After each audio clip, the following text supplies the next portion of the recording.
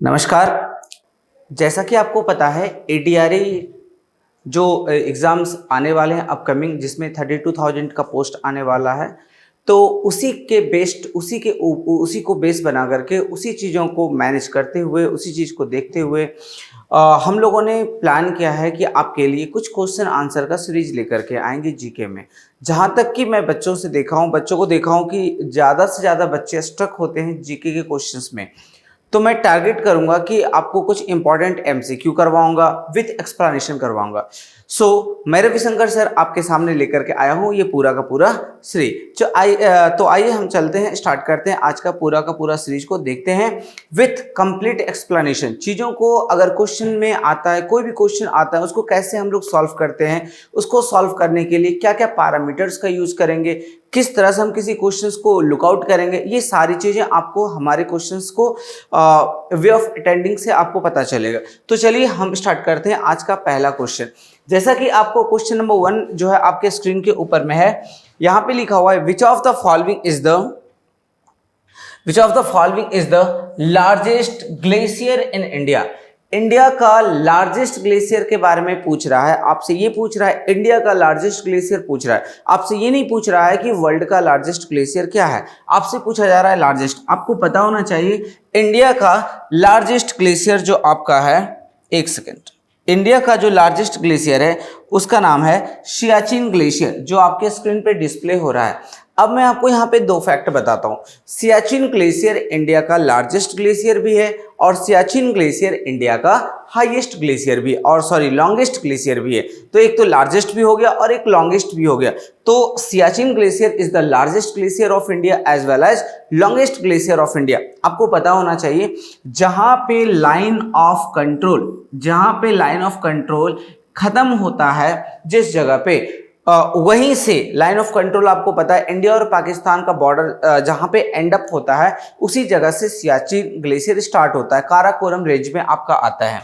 चलिए अब यहाँ पे आपको मैं कुछ बातें बताता हूं। जैसे कि आपको यहाँ पे दिख रहा है गंगोत्री ग्लेशियर के बारे में, आपको पता होना चाहिए ये जो गंगोत्री ग्लेशियर है ये आपके उत्तराखंड में है। द्रांग द्रुंग ग्लेशियर ये भी आपके लेह लद्दाख रीजन में आपका आता है। सियाचिन ग्लेशियर ऑलरेडी मैंने आपको बताया था, जहां पे एलओसी लाइन ऑफ कंट्रोल खत्म होता है वहां पे आपके सियाचिन ग्लेशियर का रीजन स्टार्ट हो जाता है। एंड सफत ग्लेशियर ये आपके जम्मू एंड कश्मीर में है। तो अगर आप चीजों को इस तरह से समझेंगे तो ये चीजें अच्छे से समझ में आएगा, क्लियर हो जाएगा आपके साथ। चलिए स्टूडेंट बढ़ते हैं आज के इंपॉर्टेंट सेकंड क्वेश्चन की तरफ। जो सेकंड क्वेश्चन है वो ये है, the winner of the open competition for designing the rupee is. देखिए आपको पता होगा हमारे इंडिया की जो करेंसी है, इंडियन रुपीस की जो करेंसी सिंबल्स है, करेंसी तो इंडियन रुपीस ही है हमारा, लेकिन सिंबल्स की अगर मैं बात करूं तो एक बार एक क्वेश्चंस भी आया था, हमारे इंडिया का जो सिंबल्स है उसको डिजाइन किसने किया था। अंडरस्टैंड, तो एक डिजाइनर होंगे, तो यहाँ पे वही चीज बोला गया कि जो डिजाइनर होंगे उन्होंने ही वही विनर होंगे। तो यहाँ पे आपको ये आइडेंटिफाई करना है, इसमें जो भी ऑप्शंस दिया हुआ है इसमें कौन से ऐसे पर्सन है जो इंडियन रुपीस सिंबल के डिजाइनर है। तो आपको आंसर याद रखना है उदय कुमार। एक्चुअली यहाँ पे थोड़ा सा मिस्टेक हो गया है ऑप्शंस में, इसका नाम है उदया कुमार है ना, और डी उदया कुमार है पूरा का पूरा नाम। सो यहाँ पे मैं आपको ये आंसर्स दिखा देता हूँ एक बार। आप ऑप्शन नंबर ए के साथ आप जा सकते हैं। डी उदया Kumar is the winner of the open competition for designing the rupee symbol। अब देखिए यहाँ पे कुछ बातें हैं जो मैं आपको बताता हूँ। सबसे पहली बातें आपको ये पता होना चाहिए कि हमारे इंडियन रुपीस का जो सिंबल है, ये रुपीस का जो सिंबल है ना, इस सिंबल को मतलब लॉन्च कब किया गया। इसके आपको पता है हमारे इंडिया की जो करेंसी, इसका पहले कोई सिंबल नहीं हुआ करता था, डॉलर का होता था, यूरो का होता था, लेकिन इंडियन रुपीस का कोई सिंबल नहीं होता था। तो ये इंडियन रुपीस का सिंबल डिजाइन किसने किया ये तो हमने अभी बता दिया, लेकिन कब किया ये भी हमारे लिए इंपॉर्टेंट बनेगा। 5 मार्च 2009 को ये सिंबल को लॉन्च किया गया। अब एक बात मैं बता दूं, 5 मार्च 2009 को ये सिंबल ऐड किया गया और उसके पहले हमारे इंडिया के पास किसी भी तरह का सिंबल्स नहीं था हमारी करेंसी का। एक और बात, हमारे इस सिंबल्स में, ये इंडियन रुपीस के सिंबल में, इसमें दो चीज आता है। पहली चीजें आता है देवनागरी का आर आता है और इसमें दो पैरेलल लाइंस आते हैं, है ना। तो कुछ इस तरह से हमारे इंडियन रुपीस का डिजाइन किया गया है बाय डी उदया कुमार के थ्रू। चलिए स्टूडेंट बढ़ते हैं नेक्स्ट क्वेश्चन की तरफ। नेक्स्ट क्वेश्चन जो हमारे पास है वो ये है, सागा दवा is the festival of which state. देखिए बराबर स्टूडेंट मैं देखा हूं कि एग्जाम्स में एक क्वेश्चन आपके फेस्टिवल से आते हैं, है ना। जैसे अगर कोई बोलता है कि बिहू, काती बिहू या फिर रंगाली बिहू, भोगाली बिहू कौन से स्टेट में सेलिब्रेट किया जाता है, ये तो सभी को पता है। लेकिन अगर कोई बोलता है, अभी देखिए कुछ दिन पहले एक फेस्टिवल गया कर्मा, है ना, करम फेस्टिवल, तो ये कौन से स्टेट में सेलिब्रेट किया जाता है। या फिर आप बहुत सारे फेस्टिवल का आपने सुना होगा, हॉर्नबिल फेस्टिवल हो गया या फिर सागा दवा फेस्टिवल हो गया, तो ये हमारे लिए इंपॉर्टेंट बनेगा। सो कोई भी इंपॉर्टेंट फेस्टिवल्स आपके पूरे इंडिया का आपको पढ़ना है स्टूडेंट, है ना।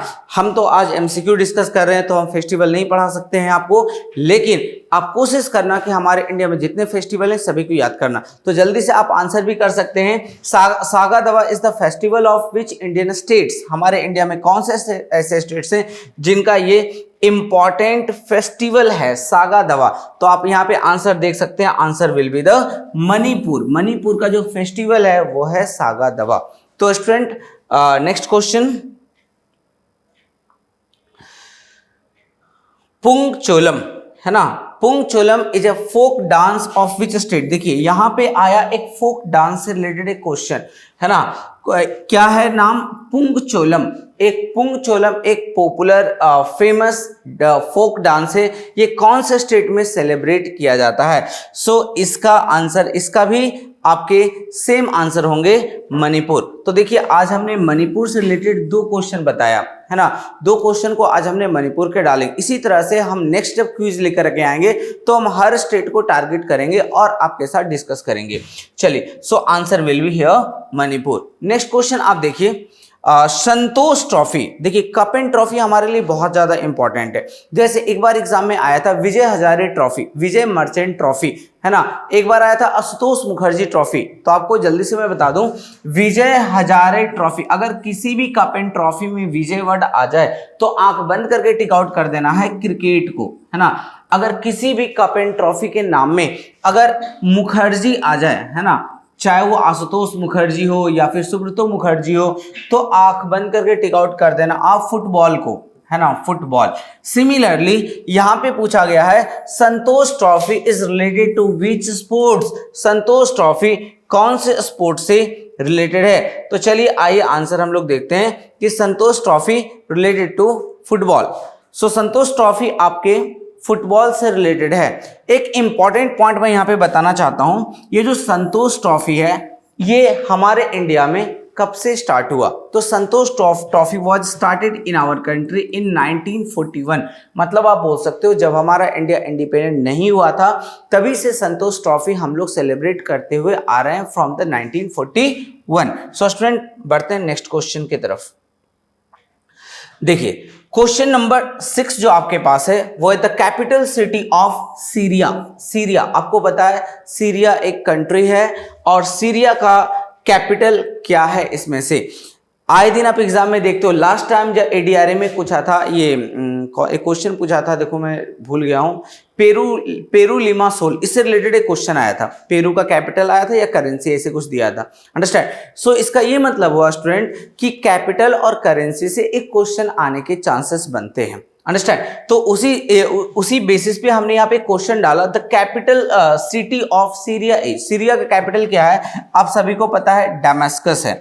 चलिए यहाँ पे मैं आपको दो चीजें बताता हूँ। पहली चीजें ये बताता हूं कि यहाँ पे जो जो कंट्री आपको दिख रहा है क्या इसका या जो जो कैपिटल आपको दिख रहा है क्या आपको पता है ये कौन कौन सी कंट्री का कैपिटल है। चलो ये तो मेरे को पता चल गया कि sir Damascus is the capital of Syria, है ना। लेकिन हवाना किसका कैपिटल है, आंसर बनेगा क्यूबा, हवाना पेसो, है ना। क्यूबा का capital Havana, currency will be the peso. यहां पर देखो Bandar Seri Begawan is the capital of Brunei, Brunei, and Latvia का कैपिटल है Riga, Latvia. So what is the capital of Latvia? Answer will be the Riga. So student बढ़ते हैं next question की तरफ। देखिए नेक्स्ट जो question हमारा है question number 7, that is the very very important, the Khelo India youth game, है ना। सो क्वेश्चन हमारे पास है खेलो इंडिया यूथ गेम। आप सभी को पता होना चाहिए ये जो खेलो इंडिया यूथ गेम है ये हमारे इंडिया में स्टार्ट हुआ था 2018 को। सो स्टूडेंट कुछ भी क्वेश्चंस अगर आपके मन में चले या अगर आपको लग रहा है कि मतलब ये क्वेश्चंस सर इस टाइप के क्वेश्चंस हाँ आप मतलब इसके ऊपर में एक एमसीक्यू या फिर एक वीडियो बनाना चाहे, प्लीज मुझे जरूर से कमेंट बॉक्स में बताना। चलिए यहाँ पे मैं बता रहा हूँ the Khelo India youth games ये हमारे इंडिया में स्टार्ट कब हुआ था? 2018 में। फर्स्ट टाइम खेलो इंडिया यूथ गेम का एडिशन हमारे न्यू दिल्ली में किया गया था, है ना। चलिए तो इसका अब क्वेश्चन ये है ये जो खेलो इंडिया यूथ गेम था इसका प्रीवियसली क्या नाम रखा गया था, है ना। तो चलिए इसका आंसर बनेगा खेलो इंडिया स्कूल गेम्स। चलिए आइए हम लोग आंसर एक बार देख लेते हैं। So answer will be the Khelo India schools game. चलिए बढ़ते हैं नेक्स्ट क्वेश्चन की तरफ student. Question number 8, Indira point is located a, मतलब इंदिरा पॉइंट, है ना, मतलब एक तरह से बोल सकते हैं देखो ये इंदिरा गांधी के नाम पे रखा गया था, अंडरस्टैंड। इंदिरा पॉइंट इंदिरा गांधी के नाम पे रखा गया था और ये लोकेटेड है अंडमान एंड निकोबार आइलैंड में। सो इंदिरा पॉइंट कहाँ पे लोकेटेड है? तो आप बता सकते हो अंडमान एंड निकोबार आइलैंड। अब यहाँ पे देखो बहुत सारे ऑप्शंस है, एक है कन्याकुमारी, एक है मिनिकॉय और एक है लक्षद्वीप। आपको पता होना चाहिए मिनिकॉय आइलैंड आपके लक्षद्वीप के अंदर में आता है। सो ऑफ कोर्स ये तो होने से रहा, है ना। कन्याकुमारी में भी आपके बड़े बड़े बीच हैं। आपने एक जगह का नाम सुना होगा Dhanushkodi, Rameswaram, this all places it is in Tamil Nadu. Kanyakumari it is also in Tamil Nadu. बहुत सारे बच्चे सोचते हैं ना कि कन्याकुमारी के4 केरला, बट ऐसा नहीं है। इंडिया का साउदर्न मोस्ट सिटी है कन्याकुमारी। इंडिया के सबसे नीचे अगर कोई सिटी है तो उसका नाम है कन्याकुमारी। आइए स्टूडेंट देखते हैं नेक्स्ट क्वेश्चन।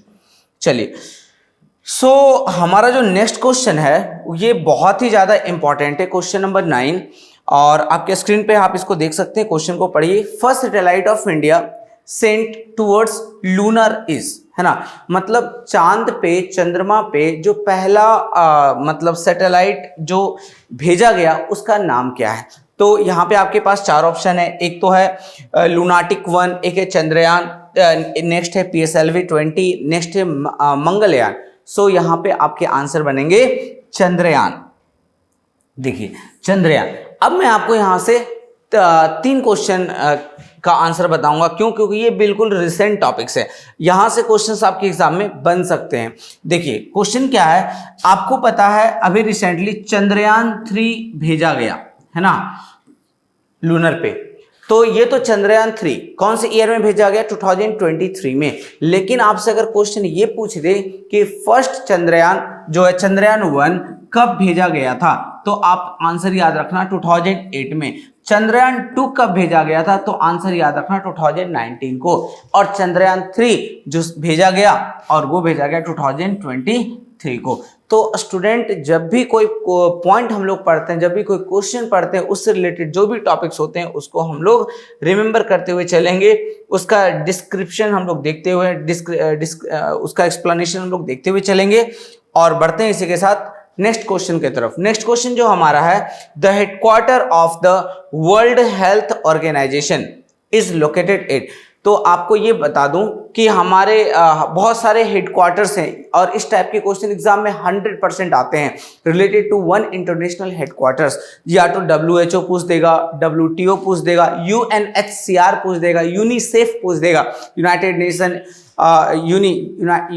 नेशन एजुकेशनल, है ना, चिल्ड्रेंस इमरजेंसी यूनिसेफ, है ना, यूनेस्को मैं बोल दिया हूं गलती से, यूनिसेफ बोल देगा, है ना, यूनिसेफ, है ना, यूनेस्को बोल देगा, UNESCO, United Nation Educational Scientific and Cultural Organization. तो अलग अलग जगह से अलग अलग क्वेश्चंस आपके नाटो पूछ सकता है, North Atlantic Treaty Organization, International Atomic Energy Agency का हेडक्वार्टर पूछ सकता है। So there are the many organisations, World Bank पूछ सकता है, यूएनओ पूछ सकता है, यूनाइटेड नेशन ऑर्गेनाइजेशन पूछ सकता है, ओलंपिक कमेटी का हेडक्वार्टर कहाँ पे ये पूछ सकता है। तो इंटरनेशनल हेडक्वार्टर से स्टूडेंट एक क्वेश्चन देखने को यहाँ पे बनता है। तो चलिए यहाँ पे जो क्वेश्चन हमारे पास दिया हुआ है कि वर्ल्ड ट्रेड ऑर्गेनाइजेशन का हेडक्वार्टर्स कहां पे लोकेटेड है, तो आप देखिए यहाँ पे आपके पास आंसर आपके स्क्रीन पे है। Answer will be the Geneva, Switzerland. अब मैं आपको दो बातें बताता हूं। सबसे पहली बात याद रखना, WTO, WMO है ना, WHO, UNHCR, इन सारे का हेडक्वार्टर्स जेनेवा, स्विट्जरलैंड ही है। UNHCR, United Nation High Commissioner for refugee, WTO की मैं बात करूं, World Trade Organisation, W World Metrological Organisation and WHO World Health Organisation, साथ ही साथ WTO World Trade Organisation. Understand, इन सारे ऑर्गेनाइजेशन का हेडक्वार्टर जेनेवा, स्विट्जरलैंड ही है। चलिए स्टूडेंट नेक्स्ट देखते हैं। नेक्स्ट जो आपके क्वेश्चन है, क्वेश्चन नंबर 11 जो आपके स्क्रीन पे है, the statue of unity is located near which dam. अब देखिए मैं यहाँ पे आपको सारे डैम के बारे में बताऊंगा, बहुत ज्यादा तो नहीं बताऊंगा, ब्रीफ में बताऊंगा, सो दैट बहुत सारे क्वेश्चंस हमें देखने हैं यहाँ पे। तो स्टैचू ऑफ यूनिटी, ये एक बात तो सभी को पता है, स्टैचू ऑफ यूनिटी आपके केवड़िया सिटी में लोकेटेड है, गुजरात के।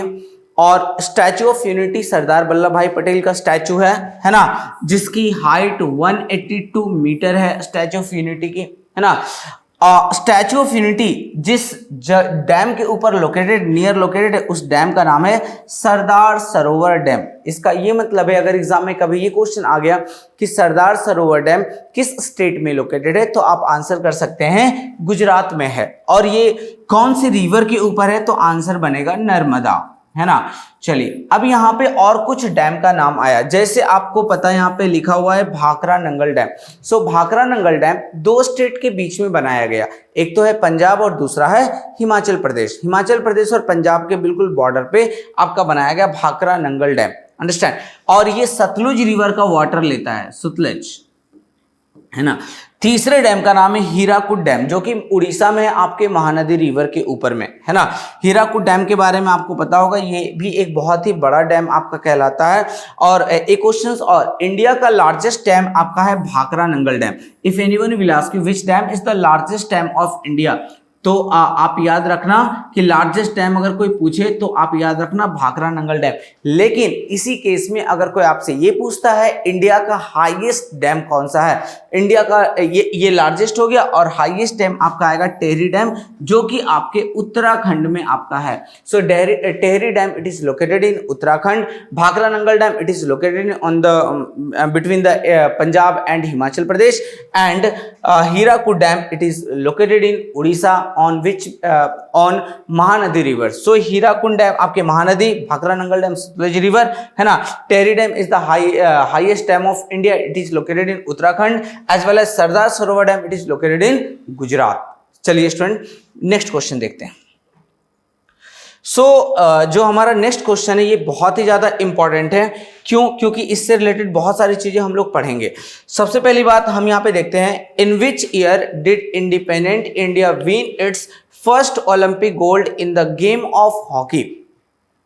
पहले एक बात मैं बता दूं कि ये जो हुआ था क्या नाम है आपका ओलंपिक गेम, ये एक्चुअली ये कौन सा ओलंपिक है, समर ओलंपिक है, विंटर ओलंपिक है, या फिर पारा ओलंपिक की मैं बात कर रहा हूँ।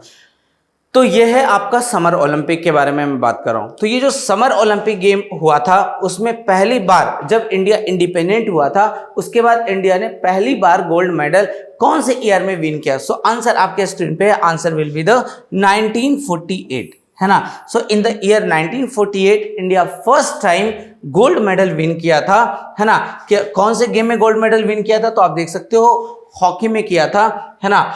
और मतलब जब इंडिया इंडिपेंडेंट हुआ था। अब यहां से क्वेश्चन और बनता है कि सर उस समय जो ओलंपिक हुआ था, ओलंपिक गेम्स हुए थे, ये कहां पे हुआ था? तो आंसर बनेगा great Britain, great Britain. So great Britain में उस समय हुआ था ओलंपिक गेम और उसमें इंडिया ने हॉकी के फील्ड में विन किया था gold medal in the year 1948। So student बढ़ते हैं नेक्स्ट क्वेश्चन की तरफ। नेक्स्ट क्वेश्चन देखते हैं, आपके स्क्रीन पे आएगा।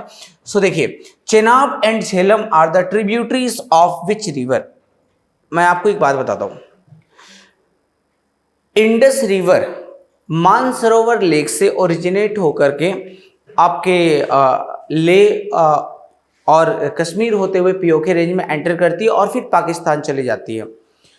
और एक तरह से जब इंडस रिवर की ट्रीटी हुई थी, साइन हुई थी, तो उस समय ये भी बोला गया था कि इंडिया इंडस रिवर का मात्र ओनली 20% वाटर ही यूज करेगा, है ना।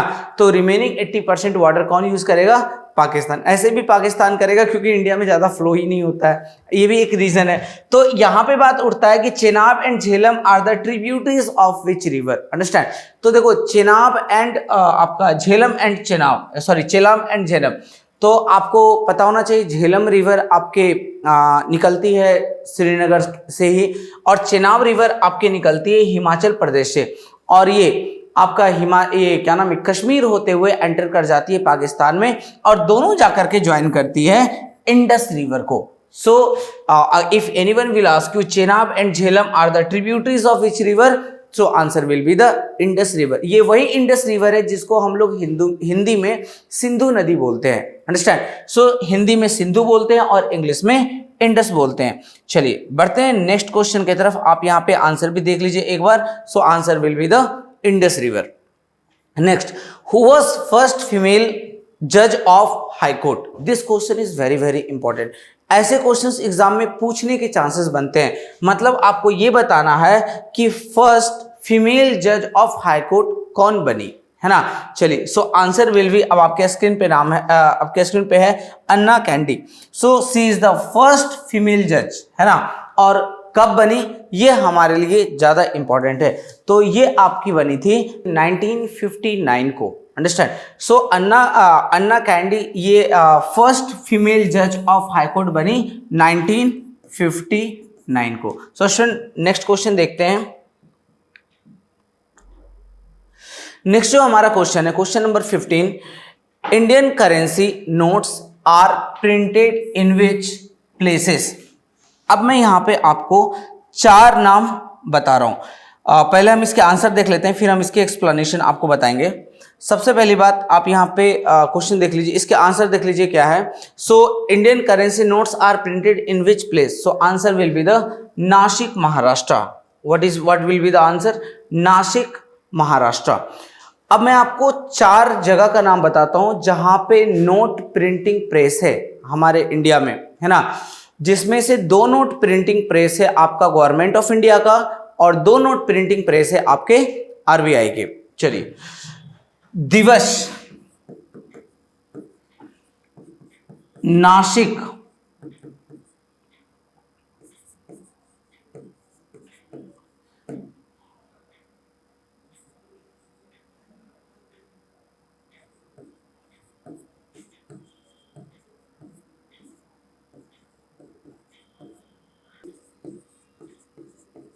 Mysore, Mysore that means Karnataka. सो अब यहां पे इंपॉर्टेंट क्या बनेगा स्टूडेंट, जो फर्स्ट जो 2 नोट प्रिंटिंग प्रेस है दिवस एंड नासिक, ये आपके गवर्नमेंट ऑफ इंडिया का नोट प्रिंटिंग प्रेस है। लेकिन लास्ट वाला जो 2 नोट प्रिंटिंग प्रेस है, एक है सालबोनी और दूसरा नासिक, ये है आरबीआई का। आरबीआई की अगर मैं बात करूं, आरबीआई का एक यूनिट है जिसका नाम है BRBNMPL, मतलब भारतीय रिजर्व बैंक नोट मुद्रण प्राइवेट लिमिटेड, BRBNMPL। सो इसका एक यूनिट है और ये इस दोनों को लीड करता है। किसको किसको? सालबोनी एंड मैसूर को। तो आपसे क्या पूछा गया, इसमें से कौन से ऐसे हैं जो नोट प्रिंटिंग प्रेस, जहां पे नोट प्रिंटिंग प्रेस है। तो आपको पता होना चाहिए नोट प्रिंटिंग प्रेस हमारे इंडिया में टोटल 4 हैं। एक तो हो गया दिवस जो कि मध्य प्रदेश में है, नासिक जो कि महाराष्ट्र में है, तीसरा आपका सालबोनी जो कि आपके वेस्ट बंगाल में, और चौथा है जो कि मैसूर जो कि कर्नाटका में आपके हैं। सो यहाँ पे देखो 4 में से सिर्फ एक ही हमारा सेटिस्फाई कर रहा है, that is the Nashik. So answer will be the Nashik. Next question, next देखते हैं student. Question number 16, Surya Kiran. Surya Kiran is the joint military exercise between. Surya Kiran जो है ज्वाइंट मिलिट्री एक्सरसाइज है किसके किसके बीच में? सो आंसर बनेगा इंडिया एंड नेपाल। इंडिया और नेपाल के बीच में एक डिफेंस एक्सरसाइज होता है, मतलब ज्वाइंट मिलिट्री एक्सरसाइज, मतलब मिलिट्री एक्सरसाइज होता है और उसका नाम है इंडिया एंड नेपाल और उसका नाम है सूर्य किरण। अब देखो मैं यहाँ पे दो बातें बताता हूँ। First thing that is the very very important, दो कंट्री के बीच में डिफेंस एक्सरसाइज क्यों होता है? क्योंकि हम उनसे कुछ ट्रिक्स सीख सकें और वो भी हमसे कुछ चीज़ें सीख सकें। इसी के बीच में हमारी आर्मी, हमारी मिलिट्री और उनकी मिलिट्री दोनों मिलकर के एक डिफेंस एक्सरसाइज करती है। एक क्वेश्चन और बनता है, क्या ये सिर्फ और सिर्फ मिलिट्री के फील्ड में होता है क्या? नहीं, ये एयरफोर्स के फील्ड में भी होता है और ये नेवी के फील्ड में भी होता है। तो नेवी एक्सरसाइज भी होता है, एयरफोर्स एक्सरसाइज भी होता है, मिलिट्री एक्सरसाइज भी होता है। तो यहाँ पे जो हम बात करें वो मिलिट्री एक्सरसाइज के बारे में बात करें तो सूर्य किरण जो है, ये सूर्य किरण ये एक डिफेंस मिलिट्री एक्सरसाइज है, किस दो कंट्री के बीच में होता है? तो आंसर बनेगा इंडिया एंड नेपाल। अब देखो इंडिया एंड श्रीलंका के बीच में भी बहुत सारे डिफेंस एक्सरसाइज होते हैं, जैसे सिलिनिक्स होता है, मित्र शक्ति होता है, ये सारे। इंडिया एंड बांग्लादेश के बीच में भी होता है, इंडिया एंड रसिया के बीच में। अभी कुछ दिन पहले एक बहुत ही एक एक्सरसाइज हुआ था इंडिया और रसिया के बीच में, जिसका नाम है क्या नाम है? इंदिरा, है ना? Indira is the defence exercise between India and Russia. India and Russia, India and Russia, Indira. So Indira is the defence exercise held between India and Russia. So student next question देखते हैं। नेक्स्ट क्वेश्चन आपके स्क्रीन पे, dash is known as India spice garden. अब देखो मसाले का बगीचा बोला जाता है ना? कौन से स्टेट को? स्पाइसेस गार्डन कौन से स्टेट को बोला जाता है? तो चलिए इसके आंसर आपके स्क्रीन पे हैं। Answer will be the Kerala.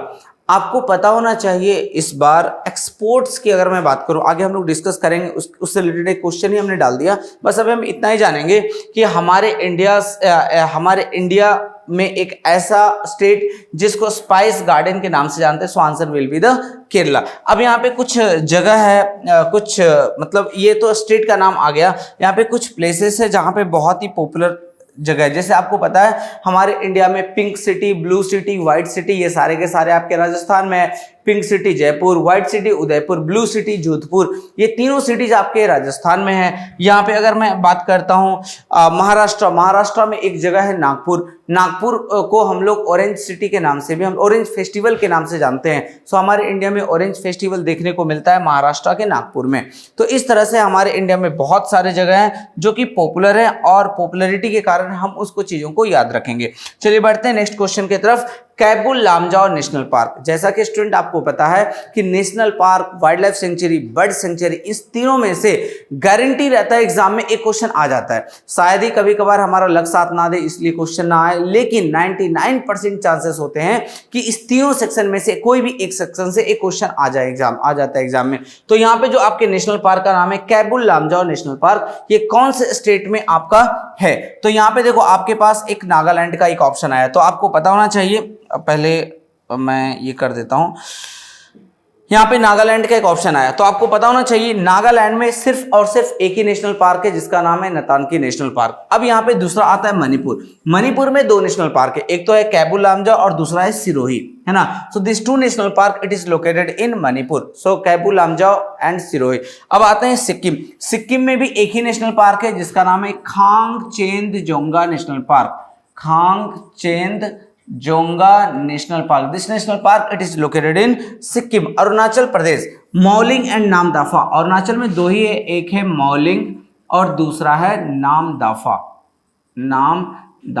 So this two national park it is located in Arunachal Pradesh. So आप यहाँ पे देखेंगे Keibul Lamjao national park is located in which states? तो answer will be the Manipur. So Manipur में दो नेशनल पार्क है, जो जहां पे जितने नेशनल पार्क है वो सारे हमने आपको बताते हुए आगे बढ़ना है। The international day of yoga is observed on, है ना? ये तो स्टूडेंट ये क्वेश्चन का आंसर तो सभी को पता होगा, है ना? द इंटरनेशनल योगा डे हमारे इंडिया में हमारे पूरे वर्ल्ड में कब सेलिब्रेट किया था? और इस बार हमारे इंडिया के नरेंद्र मोदी इंडिया में नहीं थे, बाहर से उन्होंने जहां पे थे वहां से उन्होंने वीडियो कॉन्फ्रेंसिंग के थ्रू मतलब ये ये फेस्टिवल को सेलिब्रेट किया गया, इस डे को सेलिब्रेट किया गया।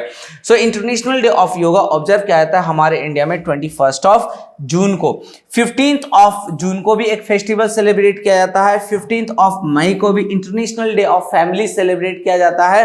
और 25 जुलाई इज वेरी वेरी इंपॉर्टेंट, आपको पता होना चाहिए वर्ल्ड में पहला ऐसा कंट्री कौन सा है जिसने जहां पे टेस्ट ट्यूब बेबी का बर्थ हुआ, और वो कौन सा कंट्री जिसने लॉन्च किया, और वो डे कौन सा है। ये वही दिन है 25 जून जिस दिन first birth of test tube baby, है ना, पहला बर्थ हुआ था टेस्ट ट्यूब बेबी का, और उसी के लिए 25 जून सेलिब्रेट किया जाता है। सो answer will be the international yoga day हम लोग सेलिब्रेट करते हैं 21 जून को। सो स्टूडेंट देखते हैं नेक्स्ट क्वेश्चन।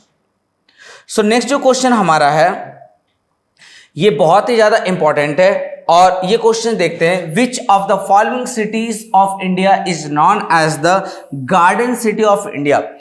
देखो अभी हमने स्पाइस गार्डन के बारे में देखा, अब यहाँ पे गार्डन सिटी ऑफ इंडिया का नाम आया, तो हम आंसर देख लेते हैं जल्दी से। So answer will be the Bengaluru. So Bengaluru को गार्डन सिटी ऑफ इंडिया बोला जाता है। अब सुनिए, बेंगलुरु को सिलिकॉन सिटी भी बोला जाता है, बेंगलुरु को टेक्निकल सिटी ऑफ इंडिया भी बोला जाता है, साथ ही साथ बेंगलुरु को गार्डन सिटी ऑफ इंडिया भी बोला जाता है।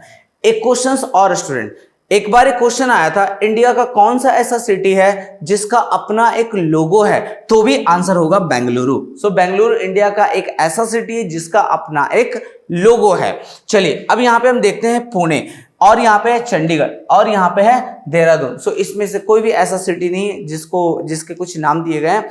बाकी बढ़ते हैं नेक्स्ट क्वेश्चन की तरफ। जो नेक्स्ट क्वेश्चन है हमारा, which states Meitei banana got GI tag. देखो मैटी बनाना को जीआई टैग दिया गया, और ये कौन सा स्टेट का स्पेशलाइजेशन है। तो देखो स्पेशलाइजेशन से रिलेटेड बहुत बार एग्जाम में क्वेश्चंस आते हैं।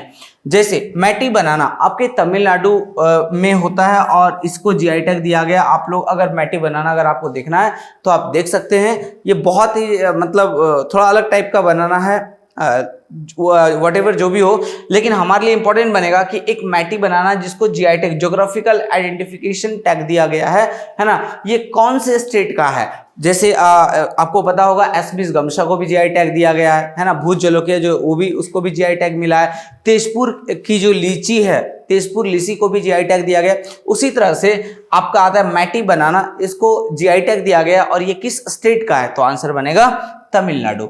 बढ़ते हैं नेक्स्ट क्वेश्चन की तरफ। आप इसका एक बार यहाँ पे आंसर भी मैं डिस्प्ले करा देता हूँ, देखिए आपके स्क्रीन पे आंसर आ गए। और बढ़ते हैं फिर इसके साथ नेक्स्ट क्वेश्चन की तरफ। Question number 22, which country hosted 15th BRICS summit 2023। देखिए ब्रिक्स समिट 2023 कौन सा कंट्री होस्ट करेगा, आंसर बनेगा साउथ अफ्रीका। अब यहाँ पे एक बात मैं बताता हूँ, ब्रिक्स का फुल फॉर्म, एक्चुअली ब्रिक्स में टोटल 5 कंट्रीज होंगे, Brazil, Russia, India, China and south Africa.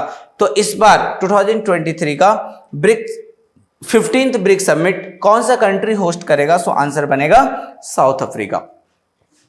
So student next question देखते हैं। नेक्स्ट क्वेश्चन जो हमारे पास है क्वेश्चन नंबर 23, जिसके बारे में आपको इंद्राणी मैम आपको असम करंट अफेयर में ऑलरेडी बहुत कुछ बता चुकी हैं, अंडरस्टैंड, बट फिर भी हमने यहाँ पे इससे रिलेटेड एक क्वेश्चन डाल दिया बिकॉज ये रिसेंट का टॉपिक है और यहाँ से क्वेश्चन आपके बन सकते हैं। क्वेश्चन ये है, प्राइम मिनिस्टर नरेंद्र मोदी ने पीएम विश्वकर्मा स्कीम लॉन्च किया है ना, किसके लिए लॉन्च किया है ना। तो जैसा कि आप आई होप आपको पता भी होगा कि पीएम विश्वकर्मा स्कीम किसके लिए लॉन्च किया गया है। क्या फार्मर्स के लिए लॉन्च किया गया है, तो आंसर बनेगा बिल्कुल नहीं। फार्मर्स के लिए बहुत सारे स्कीम्स गवर्नमेंट लेकर के आती हैं।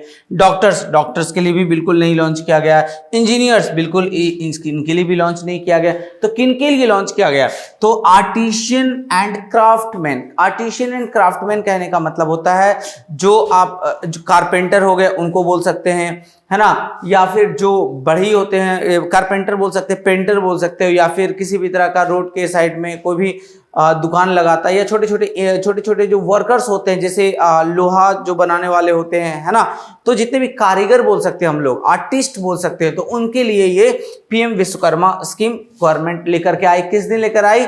विश्वकर्मा पूजा के दिन 17 सितंबर के दिन लेकर के आई हमारी government, prime minister Narendra Modi. अब सुनिए, इसके अंदर में 12,000 से लेकर के टू 15,000 करोड़ रुपीस का लोन दिया जाएगा आने वाले 5 इयर्स में, आने वाले 5 साल में 12,000 से 15,000 करोड़ रुपीस का लोन दिया जाएगा। किसको दिया जाएगा? ये पैसे डिस्ट्रीब्यूट किए जाएंगे।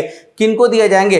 वैसे नीडी सेक्टर्स को, जो मतलब जैसे कि मैंने आपको बताया, बढ़ई हो गया, कारपेंटर हो गए, पेंटर्स हो गए, या फिर कोई लोहार हो गया जो लोहे का सामान बनाता है, अंडरस्टैंड। तो ऐसे लोगों को 12,000 से लेकर के 15,000 करोड़ तक का उनको फिनेंशियल असिस्टेंस प्रोवाइड किया जाएगा। मतलब सभी लोगों को मिला करके, एक पर्सन को इतने नहीं दिए जाएंगे। और अगर कोई कारपेंटर है, उनको टूल्स खरीदना है, उसके लिए 15,000 रुपीज उनको दिया जाएगा। और इसमें अगर किसी पर्सन को लोन दिया गया, अगर सपोज दैट फर्स्ट पेज में 1 लाख रुपए तक का लोन दिया जाएगा, तो इस 1 लाख पे जो रेट ऑफ इंटरेस्ट होगा वो सिर्फ और सिर्फ 5% ही होगा।